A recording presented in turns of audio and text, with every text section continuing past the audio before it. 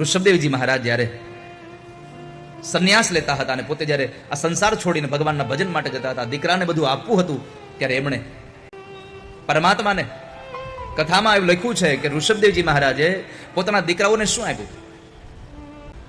મહત સેવામ દ્વારમાહુર વિમુક્તે સ્તમોદ્વારમ યોષિતામ સંગી સંગમ સમચિત્તાઃ પ્રશાંતા વિમન્યવઃ સુહૃદઃ સાજવો.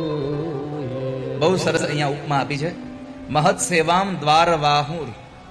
100 દીકરાઓને બેસાડી અને ઋષભદેવજી મહારાજ કહે છે કે દીકરાઓ સાંભળો, સંન્યાસના માર્ગે હવે ચાલ્યો, હું તો હવે નિવૃત્તિના માર્ગે જઈ રહ્યો છું, પણ તમને એક કહેતો જાઉં છું કે દુનિયામાં ગમે તેટલી સંપત્તિ મળે પણ મહાપુરુષોની સેવા કરવાનું ભૂલશો નહીં. મહાપુરુષોની સેવા એ તમારા સ્વર્ગના દરવાજા ખોલવાનું સાધન છે.